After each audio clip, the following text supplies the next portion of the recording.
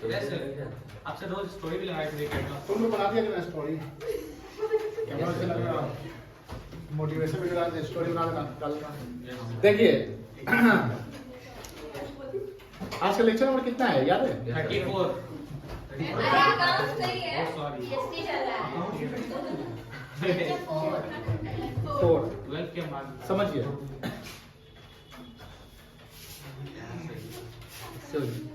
Hello जी जी बोलिए ना। आज तो नवंबर तक तो 3 महीने का डाल दीजिए। ठीक है 3 महीने का डाल दीजिए, देखना पड़ेगा। ठीक है हाँ सुनिए, जो हमारा nature and significance of management है चैप्टर 1 बीएसटी का, चैप्टर कौन सा 1 बीएसटी बिजनेस स्टडीज का, उसका last and foremost important topic है आपका coordination. Coordination is the essence of management. क्या है ये? एसेंस। एसेंस का मतलब होता है इंपॉर्टेंट, मतलब कि भैया without coordination managements goal can't be achieved. Without coordination मतलब कि कोऑर्डिनेशन नहीं होगा तो हम गोल को अचीव नहीं कर सकते। अब जैसे कि हम जानते हैं कि जो मैनेजमेंट होता है, मैनेजमेंट में एक फंक्शन है ऑर्गेनाइजिंग। क्या फंक्शन है? ऑर्गेनाइजिंग। ऑर्गेनाइजिंग कहता है कि जो भी काम होते हैं वो स्ट्रक्चर्ड वे में होते हैं, ऑर्गेनाइज्ड वे में होते हैं, जहां सुपीरियर सबऑर्डिनेट रिलेशनशिप क्रिएट होता है, एक रिपोर्टिंग रिलेशनशिप होता है कि सुपीरियर सबऑर्डिनेट जो है सुपीरियर को अपना रिपोर्ट करे, जहाँ लेवल ऑफ मैनेजमेंट क्रिएट होते हैं, top level, middle level, lower level, सबके अपने अपने फंक्शंस होते हैं, सबका अपना अपना काम होता है। उसी में हम देखते हैं कि जब बड़े लेवल पे काम होता है तो कंपनी क्या करती है कि हर काम को क्या करती है? डिवाइड करती है, ग्रुपिंग करती है कि एक काम को करने के लिए हम सब एक ही साथ नहीं करेंगे, ग्रुपिंग कर लेते हैं। ग्रुपिंग करने के बाद हम एक डिपार्टमेंट वाइज काम करते हैं। डिपार्टमेंट इन द सेंस कि फंक्शंस के बेसिस पे हम डिपार्टमेंट बनाते हैं। किसके बेसिस पे? फंक्शंस के बेसिस पे। तो फंक्शंस के बेसिस पे डिपार्टमेंट बनाते हैं। तो होता क्या है कि मान लो कोई कंपनी को प्रोडक्शन करना है, मैन्युफैक्चरिंग कंपनी है, तो मैन्युफैक्चरिंग कंपनी के लिए एक डिपार्टमेंट बना देंगे, प्रोडक्शन डिपार्टमेंट। प्रोडक्शन डिपार्टमेंट में गुड्स प्रोड्यूस होता है। क्या होता है? Goods produce. लेकिन कोई भी गुड्स को प्रोड्यूस होने के लिए एक ही डिपार्टमेंट, उसके भी सब डिपार्टमेंट होते हैं कि इसका काम ये है, उसका काम ये है, इसका पैकिंग, इसका लेबलिंग, इसका प्रिंटिंग वगैरह कुछ भी करना। लेकिन प्रोडक्शन डिपार्टमेंट सामान बनाता है, तो प्रोडक्शन डिपार्टमेंट सामान बनाने के लिए उसको सामान चाहिए ना, रॉ मटेरियल्स चाहिए ना, इनपुट जिसको कहते हैं। क्या कहते हैं? इनपुट, यानी रॉ मटेरियल। जैसे हमको वर्कर चाहिए, हमको कच्चा सामान चाहिए, तो ये सब हम कहाँ से लाएंगे? हम किसी से मांगेंगे। तो प्रोडक्शन डिपार्टमेंट वो रॉ मटेरियल्स किससे मांगेगा? भैया रॉ मटेरियल तो हम खुद बनाते नहीं है, रॉ मटेरियल कंपनी खरीदेगी और उससे सामान बनाएगी। तो रॉ मटेरियल खरीदने का काम एक डिपार्टमेंट बना देगी, तुम्हारा काम खरीदने का होगा, जिसके लिए बनाया जाएगा परचेज डिपार्टमेंट। क्या बनाया जाएगा? परचेज। तो परचेज डिपार्टमेंट का काम सामान बनाना नहीं है, सामान बनाने के लिए जो कच्चे सामान की जरूरत है उसके लिए स्टोर्स बनाओगे एंड हमको रॉ मटेरियल खरीदना है। प्रोडक्शन डिपार्टमेंट को वर्कर भी चाहिए, तो स्टाफ सब कहाँ चाहिए? एचआर डिपार्टमेंट चलेंगे, ह्यूमन रिसोर्स, जिसके पास ह्यूमन बीइंग होते हैं। तो प्रोडक्शन डिपार्टमेंट बोलेगा परचेज वाला को इतना रॉ मटेरियल हमको इतना समय पे दे दीजिएगा। तो परचेज वाला बोलेगा ठीक है, तुम पहले हमको 2 दिन पहले बता देना कि हम दे देंगे, कि आपको सामान चाहिए तो हम खरीदने का ऑर्डर देंगे। अब परचेज वाले का क्या काम होगा? सप्लायर से कांटेक्ट करना, सप्लायर से सामान खरीदना। समझ में आ गया? अब परचेज वाला सामान खरीदेगा, तो परचेज सामान खरीदेगा तो उसके लिए क्या चाहिए? फंड चाहिए। तो पैसे चाहिए, तो पैसा कौन डिपार्टमेंट देगा? क्या प्रोडक्शन वाला देगा? नहीं, प्रोडक्शन वाला थोड़ी सेल करता है जो पैसा देगा। उसके लिए एक डिपार्टमेंट बना देंगे, फाइनेंस डिपार्टमेंट, जो फंड देने का काम करती है, जो फंड मैनेजमेंट का काम करती है। जैसे फंड मैनेजमेंट कंपनी, बहुत सारी जैसे फंड मैनेजमेंट कंपनी का क्या काम होता है कि बड़े बड़े लोग होते हैं, उनके फंड को मैनेज करने का काम करते हैं। जैसे मान लो कि विराट कोहली करोड़ों कमाता है, और उसके बाद थोड़ी टाइम होता है कि अपने पैसे का हिसाब रखना है, कहाँ शेयर खरीदना है, कहाँ इन्वेस्टमेंट करना है। तो वो किसको पकड़ेगा? ऐसे मैनेजर को पकड़ेगा जो फंड मैनेजमेंट करता है। फंड मैनेजर जिसको कहते हैं, यानी आपके फंड को मैनेज करता है। तो आप उसके लिए एक डिपार्टमेंट बना दिया, फाइनेंस डिपार्टमेंट है ना, फाइनेंशियल मैनेजमेंट। तो फाइनेंस वाले का क्या काम होगा कि कितना पैसा वर्कर के लिए रखना है, कितना पैसे का रॉ मटेरियल खरीदना है, कितना पैसे का एसेट्स खरीदना है। तो कोई भी डिपार्टमेंट में अगर पैसे की आवश्यकता होगी तो किसके पास जाएगा? फाइनेंस वाले में। अब प्रोडक्शन डिपार्टमेंट का काम है कि समय पे सामान बना देना। तो सामान बना के क्या उसको हम किसको ट्रांसफर करेंगे? सेल्स वाले को। सेल्स डिपार्टमेंट का काम होगा सेल्स सामान पे समय पे सेल्स करना, सेल्स टारगेट को अचीव करना। तो सेल्स डिपार्टमेंट किससे मांगेगा सामान? भैया समय पे सामान बनाइएगा तभी तो बेचेंगे, हमको इतना समय पे बनाकर दे दो तो हम बेच देंगे। सेल्स डिपार्टमेंट ज्यादा सेल्स करना है, नेटवर्किंग करना है, तो वो बोलेगा मार्केटिंग डिपार्टमेंट बना दीजिए जहां पर हम मार्केटिंग यानी आप मार्केट का एनालिसिस करिए कहां सामान बेचना है, वो मार्केट डिपार्टमेंट बना दो। अब देखो कि डिपार्टमेंट बाय डिपार्टमेंट काम हो रहा है। प्रोडक्शन वाला सेल्स पे फोकस नहीं कर रहा है, प्रोडक्शन वाला परचेज ऑफ रॉ मटेरियल में फोकस नहीं कर रहा है, प्रोडक्शन वाला quality improvement of goods, timely goods बन जाए, अच्छा शेप साइज का हो, समय पे हम सेल्स डिपार्टमेंट को दे दे, वही फोकस होगा किसका? प्रोडक्शन डिपार्टमेंट का। परचेज डिपार्टमेंट का सामान बनाने का नहीं है, परचेज डिपार्टमेंट का काम है सामान अरेंज करने का कि भैया रॉ मटेरियल अरेंज करके हमको देना है। फाइनेंस वाले का काम नहीं कि सामान कैसे बनाना है, कितना बनाना है। फाइनेंस का काम है कि जिसको फंड की आवश्यकता होगी तो हम उसको नेगोशिएट करके फंड उतना प्रोवाइड करेंगे। तो अब बात ये आ रही है कि सपोज करिए कि प्रोडक्शन डिपार्टमेंट ने रॉ मटेरियल्स मांगा, किससे मांगा? परचेज डिपार्टमेंट से रॉ मटेरियल्स मांगेगा। प्रोडक्शन डिपार्टमेंट किससे रॉ मटेरियल मांगेगा? परचेज। तो परचेज डिपार्टमेंट को बोला कि भैया हमको इतना तारीख को, जैसे आज 2 तारीख है ना, कि हमको 5 मार्च को सामान दे दीजिएगा।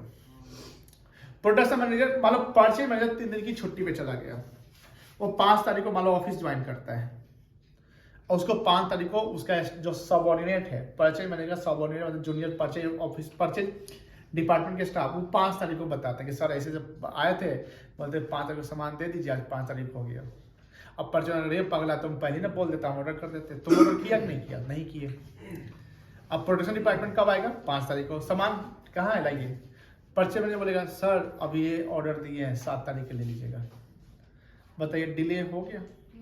7 तारीख को उसको रॉ मटेरियल मिलेगा, तो डिले इन प्रोडक्शन 2 डेज। अब डिले तो टाइमली नहीं हो पाया, इफेक्टिव हुआ नहीं हुआ। दूसरी बात कि सेल अब प्रोडक्शन वाला लेट बनाएगा तो लेट ही ना जाएगा सेल्स वाले के पास। बताइए सब में तालमेल में क्या हो गई? गड़बड़ हो गई। तालमेल हुआ? तालमेल क्या होता है? जैसे आपने 5 तारीख को बोला तो जो परचेज डिपार्टमेंट का स्टाफ था उसको अपने कोऑर्डिनेट करना था, तालमेल की सारा कोऑर्डिनेट। तो जैसे देखिएगा जब बड़ा जो ऑर्गेनाइजेशन जब फेस्टिवल होता है या कोई बहुत बड़ा जैसे मैनेजमेंट जैसे कोऑर्डिनेटर होता है, जैसे स्कूल सब में भी कोऑर्डिनेटर होता है।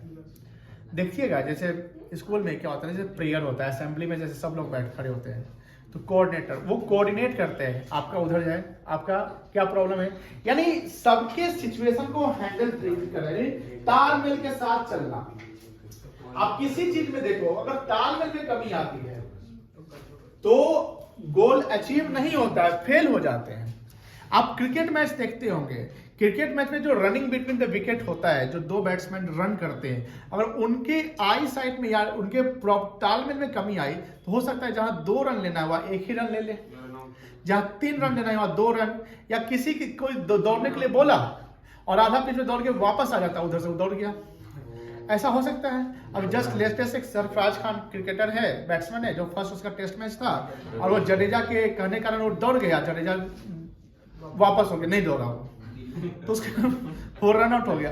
अब जनरली देखिए जैसे क्रिस गेल का जब क्रिकेट देखिए क्रिस गेल का तो दौड़ता कम है, वो मारता ज्यादा है, तो उसके साथ जो रनर होता है वो थोड़ा तबाह परेशान होता है कि दौड़ेगा नहीं, आराम से।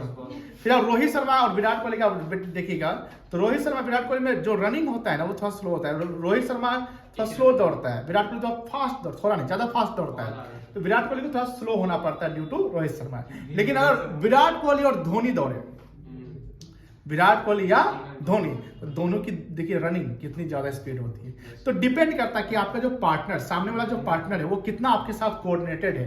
अगर वो थोड़ा स्लो है तो you have to also be slow, आपको भी स्लो होना पड़ेगा, क्योंकि अगर आप फास्ट हो गए और वो स्लो हो गया तो फिर यहां भी गोल अचीव नहीं होगा, क्योंकि ये फेल हो जाएंगे। बोलिए क्लियर है? समझ गए कोऑर्डिनेशन? क्लियर है? अब कोऑर्डिनेटर जितना है, कोऑर्डिनेशन जितना अच्छा है, ये कोऑर्डिनेशन क्या है, मैनेजमेंट का एक इसेंस पार्ट होता है। मतलब इसेंस का मतलब हुआ कि सर सब्जी बिना नमक कैसा लगता है, टेस्ट सब कुछ डाल दे, सब्जी में पूरा मसाला जो भी है प्रॉपर बनाए हैं, लेकिन नमक डालना ही छूट गया, सब्जी का मतलब टेस्ट खत्म। मैनेजमेंट में जो कोऑर्डिनेशन है, coordination is just a salt, coordination is just a salt. पूरा मैनेजमेंट तो हो गया, planning, organising, staffing, directing, controlling सब कर लिए, सब इफेक्टिव सब कर रहे हैं, लेकिन तालमेल ही नहीं हो रहा है। हम बड़े बड़े एक्सपर्ट को रखे हुए ऑफिस में स्टाफिंग कर लिए, स्किल्ड एम्प्लॉय करे हुए, लेकिन स्किल के बीच में भी तालमेल नहीं, मतभेद हो गया। ऐसा हो सकता है कि दो सीए को रखे हुए, दो डिपार्टमेंट में, दोनों के बीच मतभेद चल रहा है, तो उसके लॉस किसकी होगी, गोल कंपनी की हो जाएगी। दैट्स व्हाई कोऑर्डिनेशन इसेंस होता है। पढ़िए अब आसानी से समझ में आ जाएगा। Coordination brings unity. यूनिटी मतलब एकता, तालमेल तो एकता है। यूनिटी ऑफ एक्शन, एक्शन मतलब जो हम करते हैं, काम करते हैं। एंड इंटीग्रेट्स मतलब जैसे ये सिंगल इंटीग्रेट नहीं, लेकिन अब क्या होगा, इंटीग्रेटेड हो गया। अब आओ ना तुम, integrate the activity of organisation. Coordination is considered as the essence of management because of the following reasons. पहला रीजन है coordination is needed to perform the all functions of management. Planning करना है तो प्लानिंग क्या है, future के लिए सोचना। तो प्लानिंग किस चीज का करेंगे कि सर स्टाफिंग का तो प्लानिंग करना पड़ेगा, कैसे डिपार्टमेंट बनाना है, कितना साइज रखना है, ये सब तो प्लानिंग का पार्ट है। तो प्लानिंग भी एक दूसरे पे क्या है, निर्भर करता है। और हम ऑर्गेनाइजिंग कर रहे हैं, स्टाफिंग कर रहे हैं, तो उसमें भी प्लान की जरूरत है। और हम प्लानिंग करते हैं तो उसमें भी स्टाफिंग की जरूरत है कि प्लान करने वाला कोई ऐसा भी नहीं ना होगी कोई भी प्लान कर दे। प्लानिंग करने के लिए एक एक्सपर्ट ही इंसान ना प्लानिंग करेगा।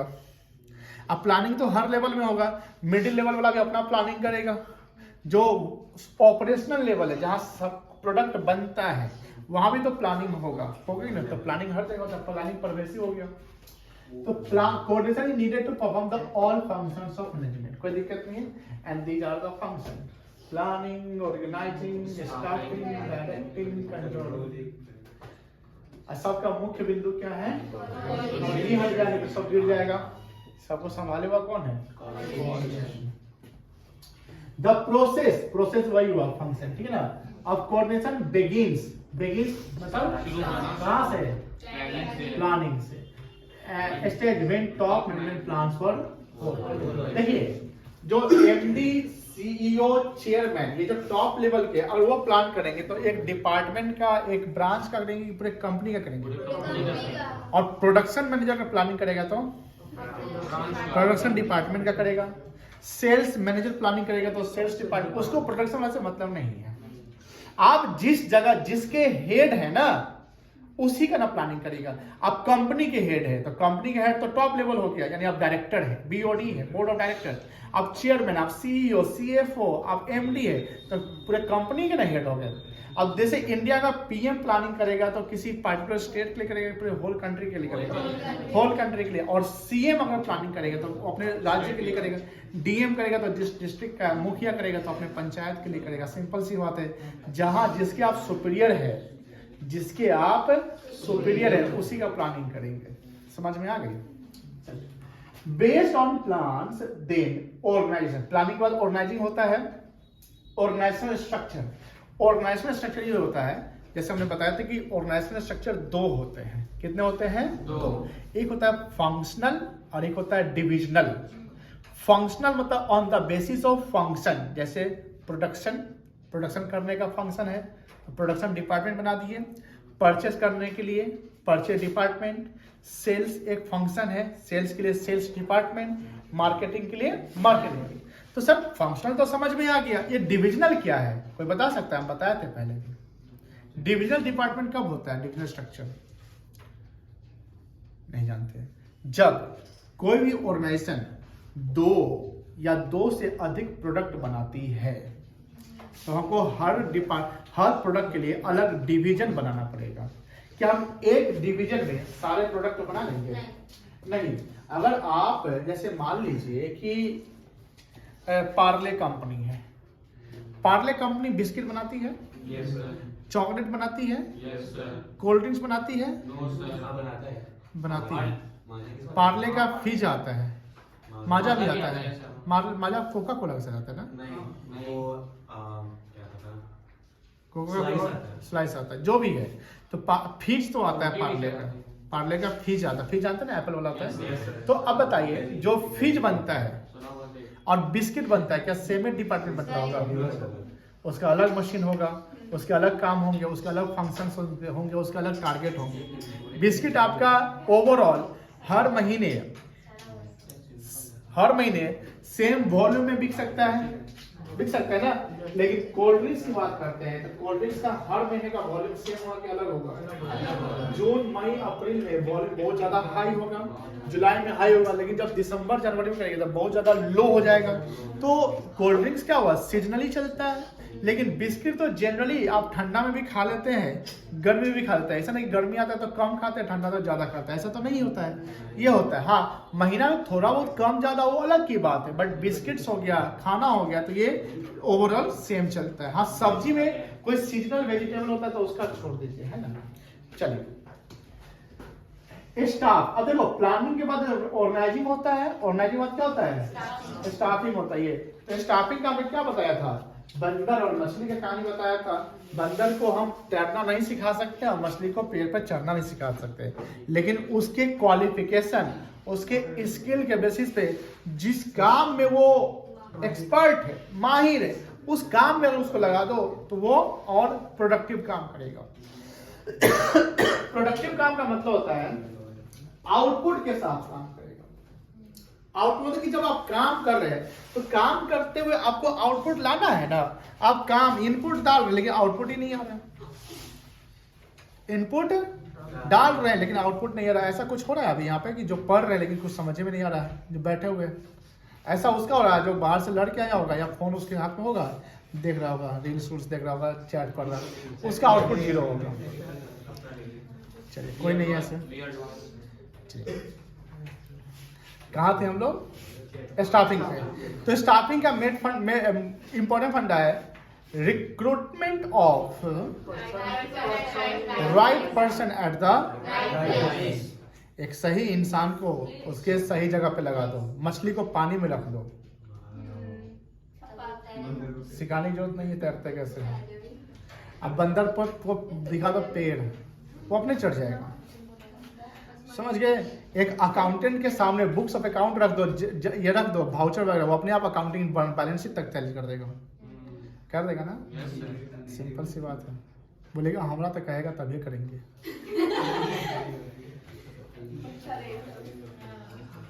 चलिए, अच्छा, कोऑर्डिनेशन सिर्फ टॉप लेवल में जरूरी है कि मिडिल में भी जरूरी है? और लोअर में सबसे अधिक कहाँ जरूरी है?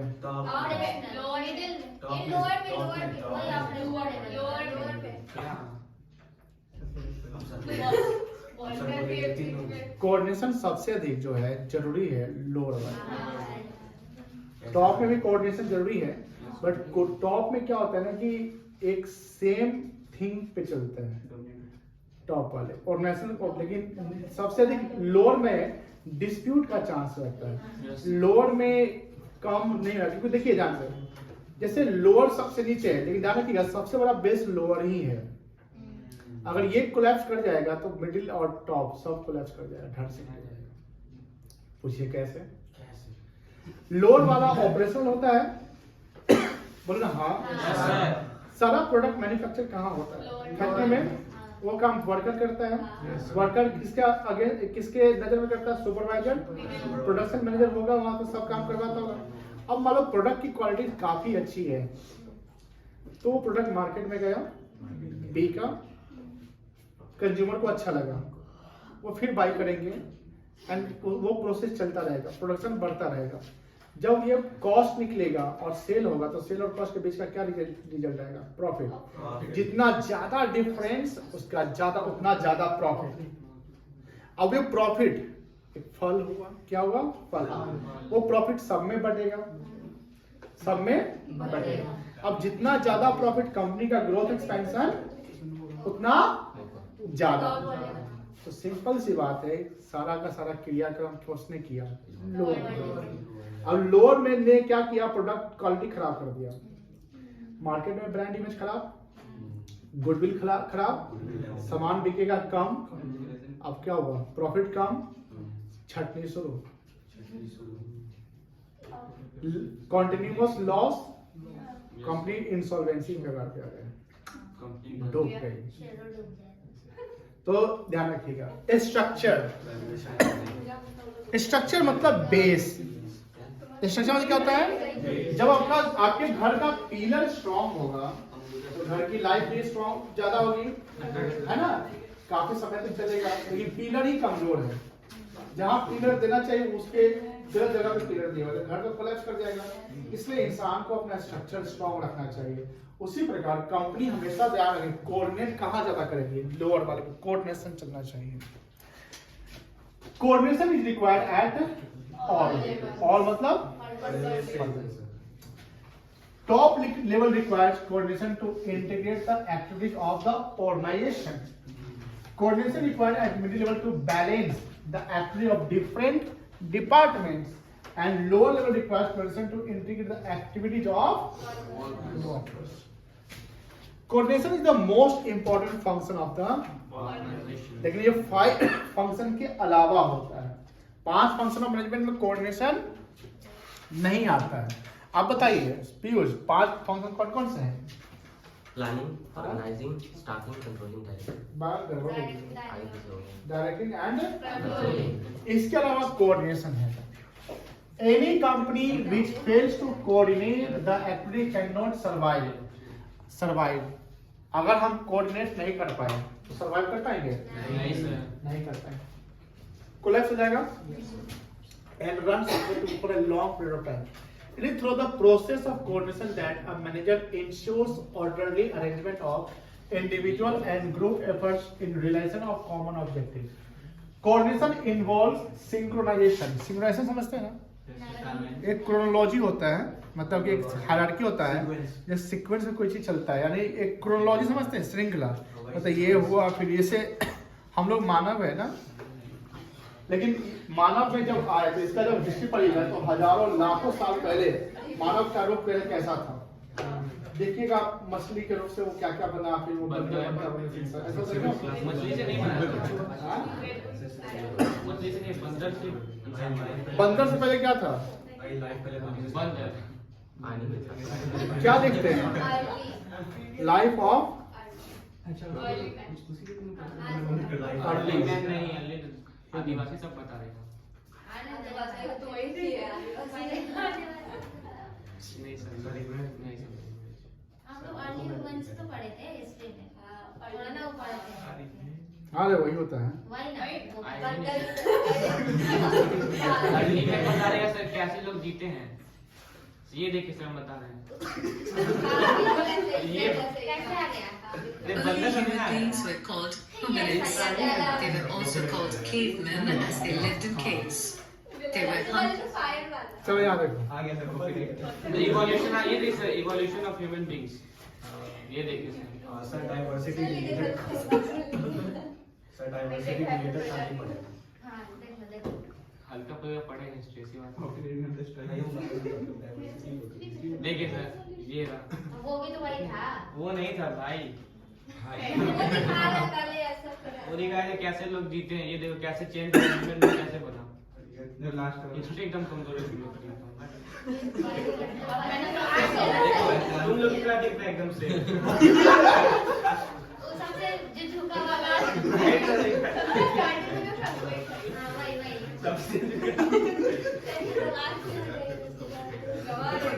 वही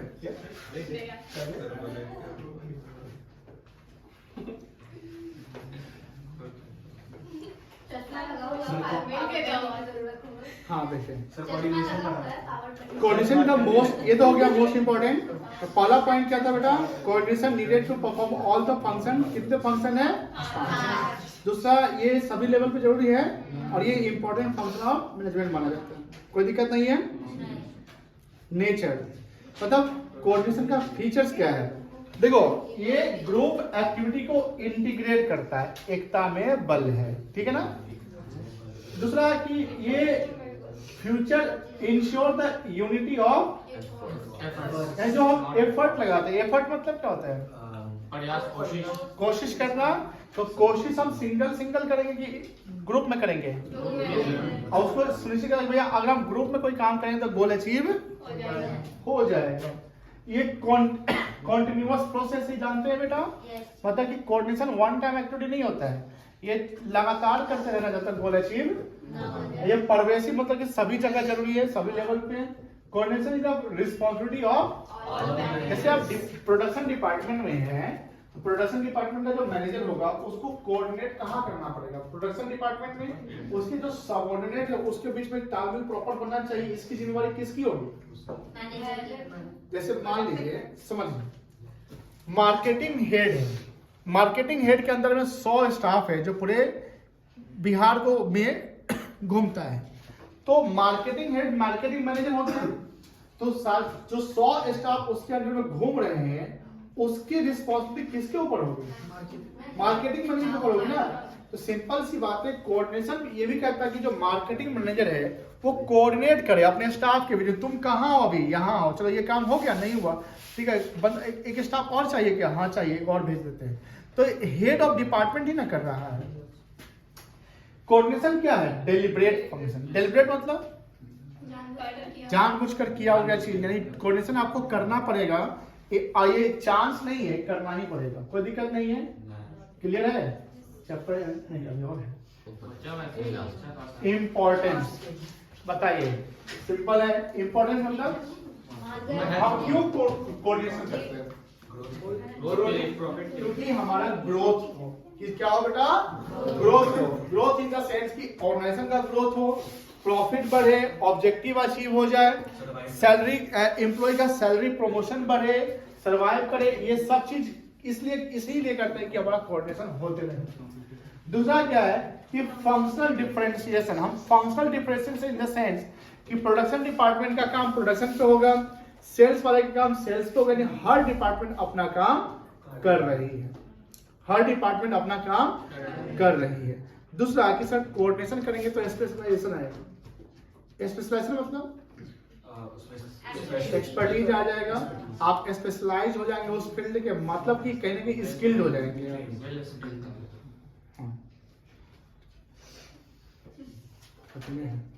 अब नहीं ना कुछ। चलिए, तो 3 क्या क्या इंपॉर्टेंस है बेटा? क्लियर है? चैप्टर हो गया एंड। इसका नोट्स गया हुआ है? जितना लिखा हुआ लिखे हुए ना।